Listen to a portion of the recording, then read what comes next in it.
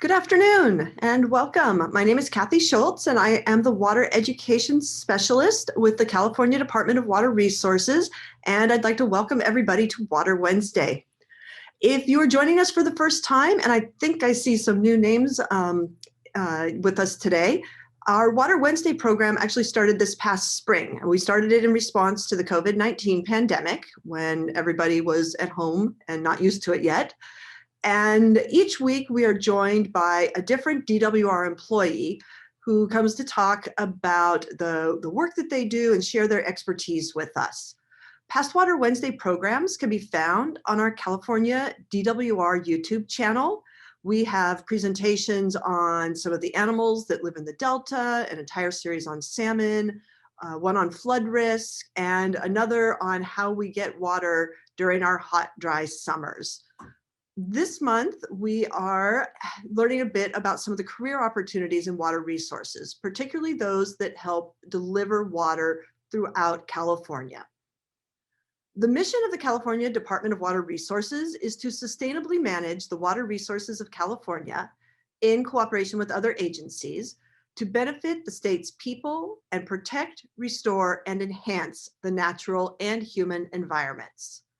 And one of the ways that we do this is by supplying water and operating the California State Water Project. The California State Water Project, or SWP as it's commonly known, is a water storage and delivery system. The system has storage facilities, pumping plants, hydroelectric power plants, pumping generating plants, and approximately 700 miles of canals, tunnels, and pipelines covering a big chunk of California. You can see it here behind me. And this water is delivered to over 27 million Californians who live in the Bay Area, along the Central Coast, down through the Central Valley, the San Joaquin Valley, all the way down into Southern California and various points in between. And in addition to providing water to almost 2/3 of California's population, the SWP also helps irrigate about 750,000 acres of farmland. So as you can see, there's a lot of people who depend on the SWP, on the State Water Project.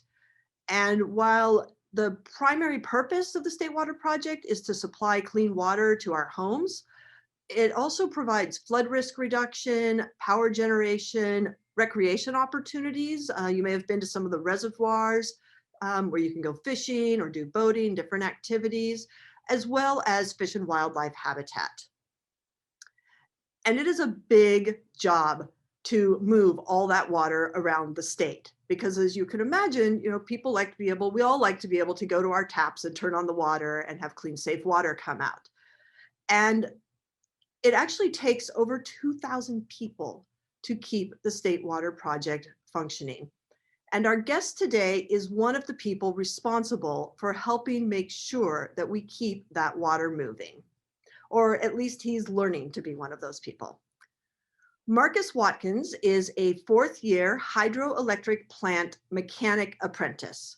He is in the last year of his program. He is one of the most recent participants in a program that is actually half a century old as of last week. And the apprenticeship program is just this amazing opportunity that combines hands-on learning, classroom study, and home study, along with on-the-job supervised training that eventually leads to a job working for DWR and helping get all that water throughout California to the people who need it. So 2 weeks ago, we heard from Lisa Macedo. She was a first-year hydroelectric plant operator apprentice. And like I said, you can see Lisa's presentation on our YouTube channel. And today we're going to be hearing from Marcus about his experience. Before I turn things over to Marcus, I'm just going to go over a few logistics for those who are joining us on Zoom today.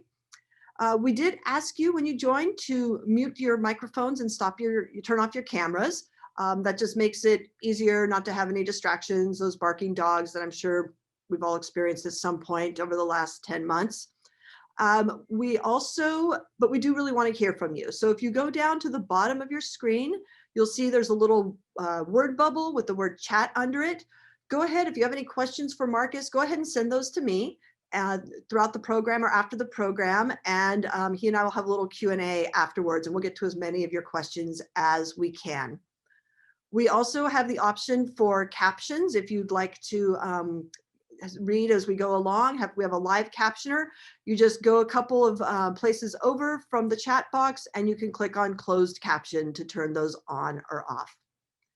So that pretty much covers how things work with our Zoom. And so I am really excited now to turn things over to Marcus Watkins. Hey, Marcus. Hello, like Kathy was saying, my name is Marcus Watkins. I'm a hydroelectric plant mechanic apprentice here in San Joaquin Field Division. There is 5 field divisions in the State Water Project, Oroville Field Division being the beginning, Delta Field Division, San Luis Field Division, San Joaquin, and Southern Field Division. So I'm kind of towards the bottom of the State Water Project. I have to like to show you guys a little bit about what I do here at the plant. So this is Chrisman Pumping Plant here. This is where I work at the time right now. There's 9 pumping units here. San Joaquin only has pumping units. We don't generate power. We just move water from the valley to Southern California. It is a big task, as you can see here. This Chrisman Pumping Plant pushes the water about 400 feet up the mountain. It comes in the canal here, as you guys can see. And then we have 9 pumping units that pump and push the water up over the mountain to Edmonston Pumping Plant, which is one of the largest pumping facilities in the world. It's actually a really cool place to work. Got an aerial view here of Chrisman Pumping Plant. So you can see here, this is the canal coming in to the what's called the forebay, which is the front of the plant. And then we have a few, sometimes there could be 2 units running at a time, pumping water up the mountain, going to the canal here, which keeps going south to Edmonston Pumping Plant. And that Edmonston Pumping Plant pushes the water about 2,000 feet up to Tehachapi Mountain. So these aren't small pool pumps that you have in your backyard. These are large pieces of equipment. Extremely it's a massive project to push water that far up the mountain. It's really incredible to see every day. It's a really exciting place to work. As you can see, this is one of our medium-sized facilities, but you can see just the amount of area that we have to cover on a daily basis. And sometimes we'll be working outside. Just a few weeks ago, I was actually doing some work here up on the pipeline, just some routine maintenance. So I got to get outside a little bit and get a little aerial view of the valley. And it was a really nice day out too. So you're not just stuck inside the plant all the time. We do get out quite a bit. This is inside one of our pipelines here. We have some maintenance sometimes that we have to do inside the discharge lines in the pipelines. And as you can see, these aren't small pipes that we are working with. These are average size humans, men and women about anywhere from 5'9" to 6 feet tall. And you can see how small we look inside this pipeline.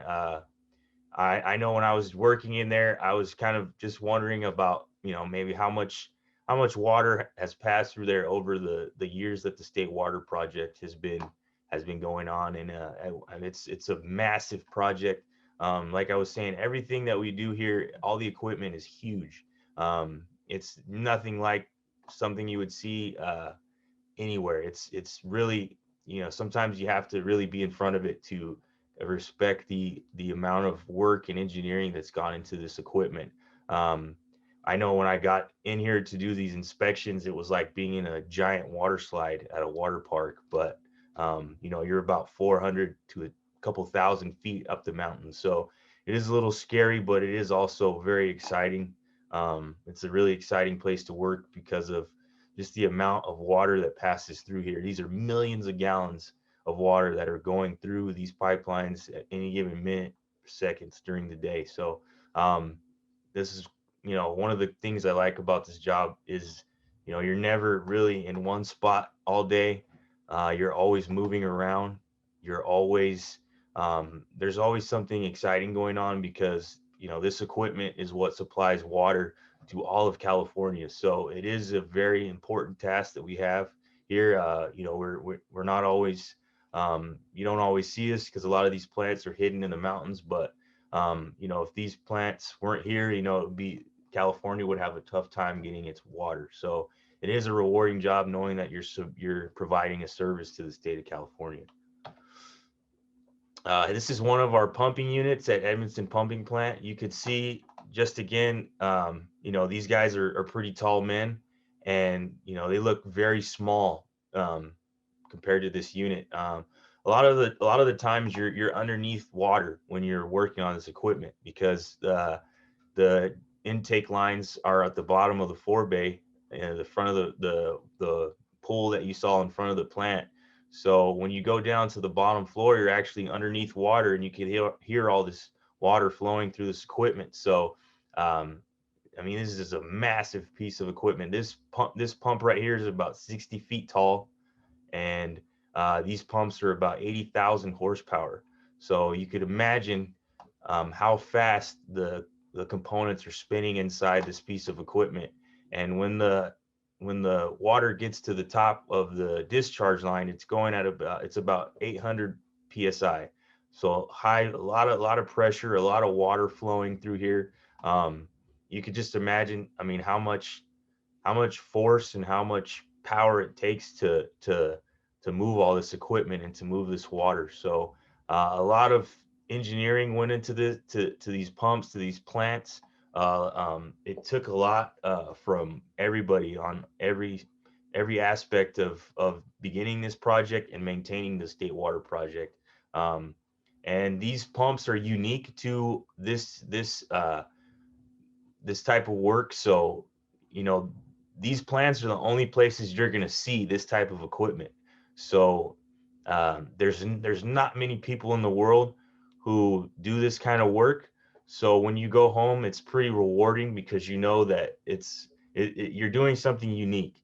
It's not a skill set that this isn't equipment that you learn to work on in school or at maybe a college class. This is a lot of this equipment you have to be a part of this apprenticeship to see and to be able to work on. And it's just really rewarding, and it's amazing to be a part of this project. So definitely a fun place to work. This is actually a piece of equipment I'm working on right now. Unit 2 is being taken apart right now for some maintenance that we're doing. This is called the upper bearing tub. The bearings are what help support the pump shaft when it's moving. So if you can see this top device here where these indicators are attached to, this is called a thrust runner, and it's on top of what we call thrust bearings. And the thrust bearings support the axial load that the shaft gets. So this tub is full of oil, and we have a pump that turns on when the pump motor begins to turn on, and a little film of oil fills beneath this thrust runner and lifts it so that the bearings don't get too hot and they're lubricated. And then in this tub, where underneath this plate right here where these bolts are, they're called guide bearings. And these guide bearings are what keep the shaft spinning in its correct plane. So it supports the radial load. So the shaft doesn't start spinning out of round and out of place. It keeps it centered.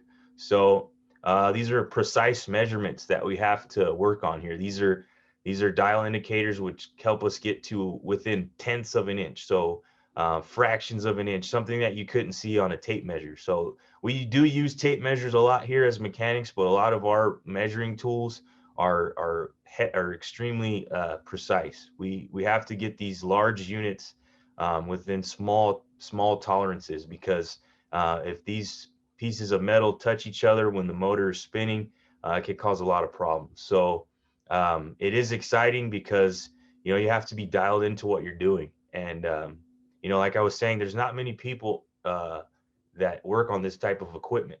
This is large. These are large pieces of equipment.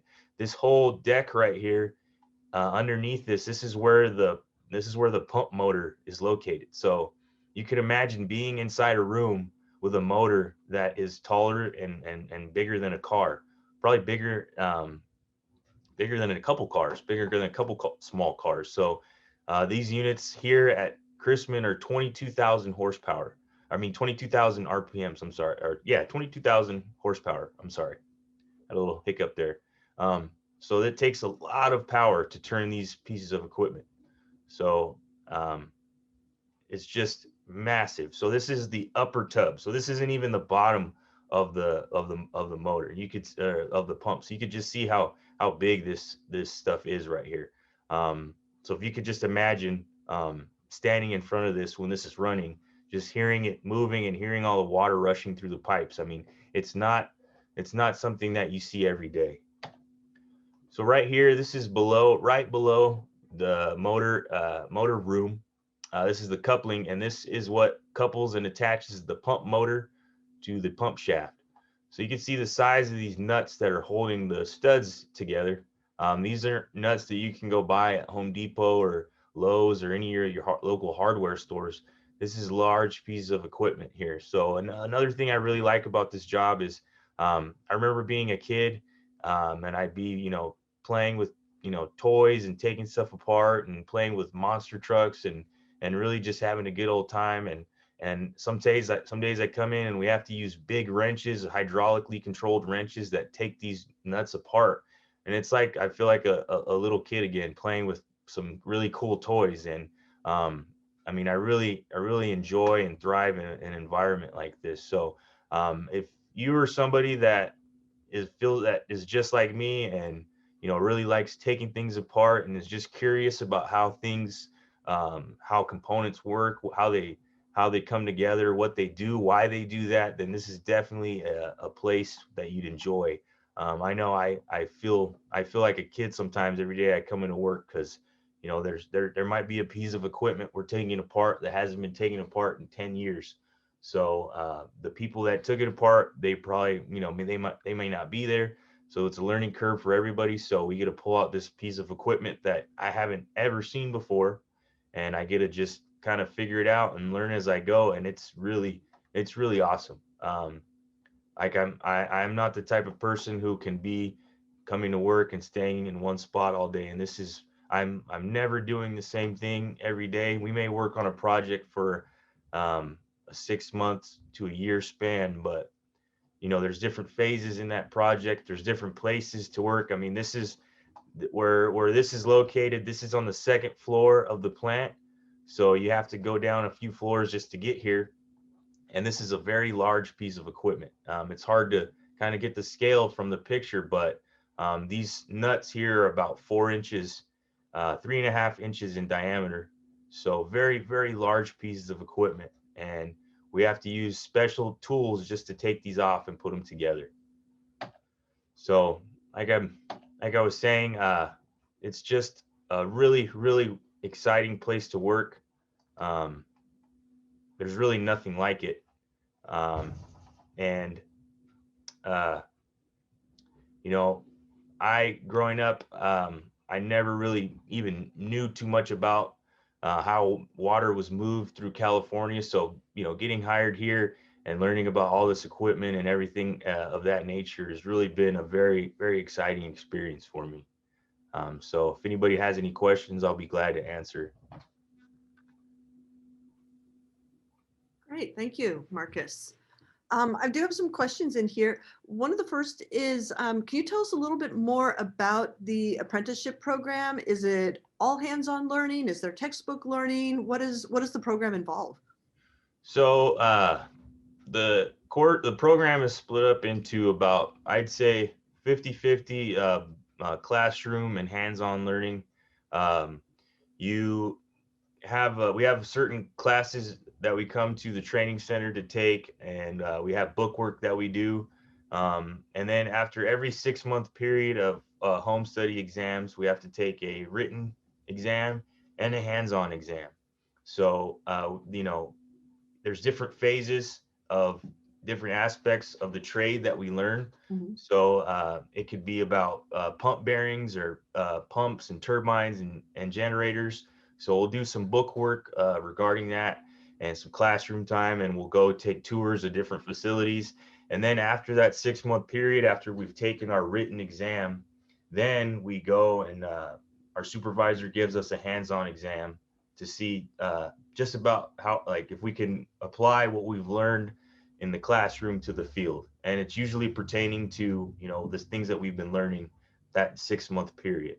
So one of my 6 month exams, we had a 6 month period of learning how to weld, learning different welding procedures from arc welding to soldering copper pipe. And one of my exams, hands-on, was actually installing a piece of equipment that is used in the plant that helps filter out the incoming water, cooling water for the pumps and motors. So that was one of the most rewarding experiences I had, because the test that I passed the test, I got an A on the test, Awesome. and it was a piece of equipment that was actually critical to the operation of the plant. So that was really rewarding, and knowing that it wasn't just something that somebody came up with, it was actually something that I would be responsible, that I'd have to take ownership of, that was going to affect the plant. And there wasn't any issues. Everything worked good. And so there is a little bit of a learning curve, because this is, this type of equipment you don't really see outside of here. So, but we all the people that we work with, all of our supervisors, our fellow apprentices that are ahead of us, everybody's a big help here. So you do take in a lot of information, but they do understand that you're learning as you go. So it's about 50-50. Okay. All right. So that's exciting. So with your hands-on exam, it's not that they walk you through a series of set tasks. You're going out there and you're doing real work. And if you don't do it right, it doesn't work right. Somebody's got to come back, I assume, and fix it behind you. Yeah. This was on my third year, so last year. So I already had some time in the field to gain some knowledge. But yeah, a lot of these hands-on tests are, your first test is very simple. So my first hands-on, I got some precision measuring equipment, and they wanted to they gave me some different devices and different components, and they wanted me to take measurements. Mhm. But during that period when I was doing my practice for that test, I had to go take measurements of some pieces of equipment and give readings, because some of our job is, making sure all these pieces of equipment are aligned correctly. So it's a lot of measuring, but it isn't with a tape measure. Like I was saying, we have Right. precision measuring tools that we're using, and they're within fractions of an inch. So a lot of this, what we're learning our hands on, is basically proving to our supervisors that we're going to be able to do the work assigned to us. Mhm. Do you usually work in teams, or are you out there on your own sometimes? As a journeyman, everybody usually works in a team. Mhm. You get jobs that you're assigned to that are yours. Um, uh, as a apprentice, you're always going to have a journeyman that you're assigned to work with. But as you gain the trust of the journeyman and your supervisors, they start to get a little more hands off, and they let you get your hands in there, because part of the apprenticeship is getting your hands dirty and getting your hands in there and learning how to work on the equipment. And you could watch somebody do something all day and hear them tell you how to do it, but unless you really physically do it yourself, you really won't learn. So um, mistakes do get made sometimes, but nobody puts you in a position that you're gonna, get hurt, or, you know, do something wrong to where it's gonna, cause a mass, a big event that wouldn't be, good. It's, as you progress, as your skill gets better, then you get a little more trust, and you get a little more responsibility.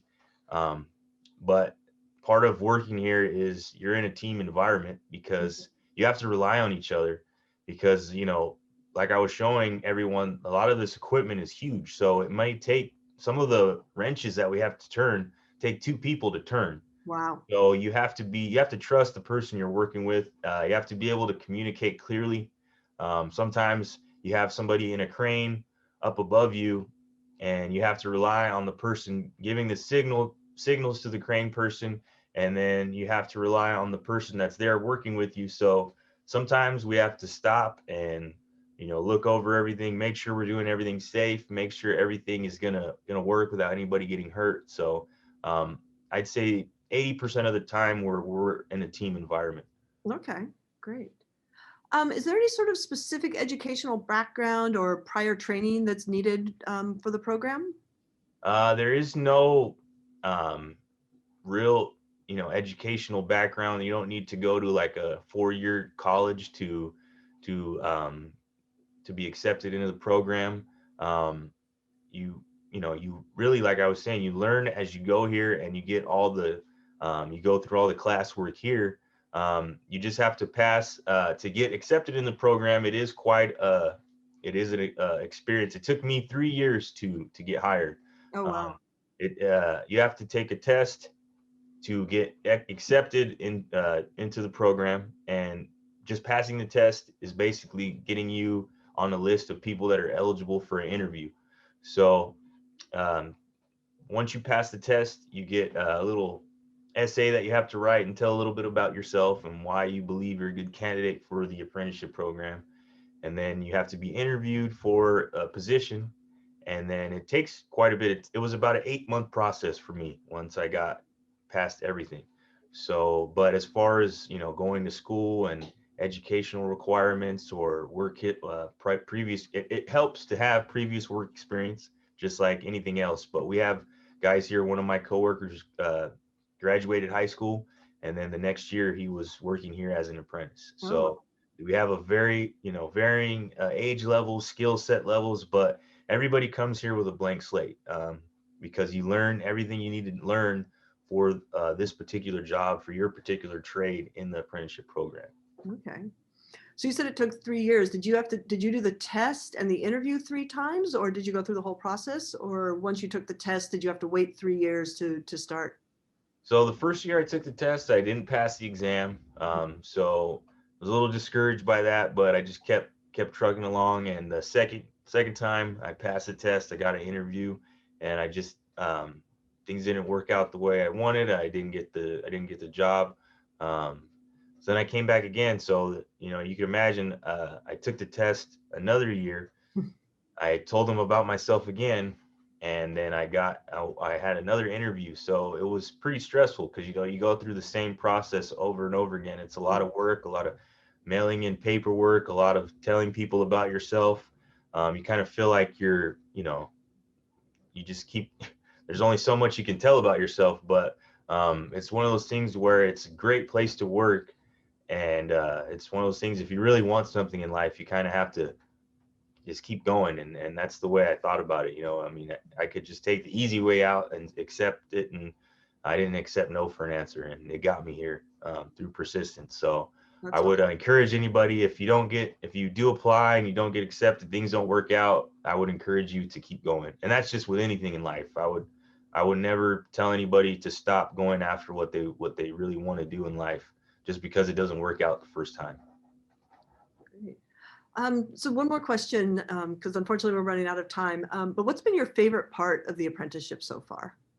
Um, just about last year, me and another apprentice, we got tasked with putting a unit back together, and the coastal branch. So it's a smaller unit, and it's compared to the units that I work on now, it's about a quarter of the size. But we worked with two other journeymen, and they were basically kind of there to guide us and to kind of help us make sure we didn't do anything too um, anything that would get us hurt. But me and my other apprentice basically put the unit back together Mhm. all by herself, and the unit it's still running. There was no issues. Um, there wasn't any major problems. It just took, they had to get it dialed in, but that unit hadn't been apart since it was put in the late 60s. Oh, wow. So nobody really had touched this unit for a few decades. So Mhm.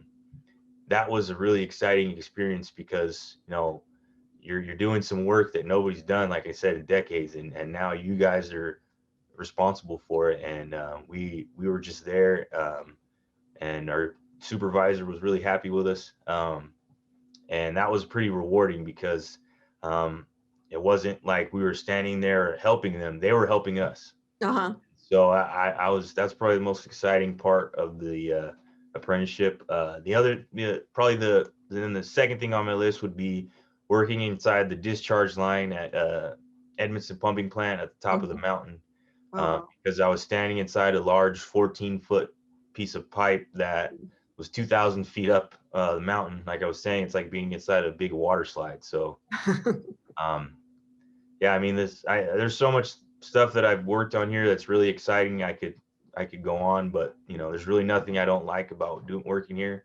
I love my job. I like the people I work with, so it's just a great place to work. I encourage anybody who likes to work with their hands, who likes to take things apart and put them back together, to go on the DWR website and learn more about the apprenticeship program and apply and come join us, because every year we do a application process, and people are retiring, so there's always positions opening. So I encourage you to apply. Yeah. Thank you so much, Marcus.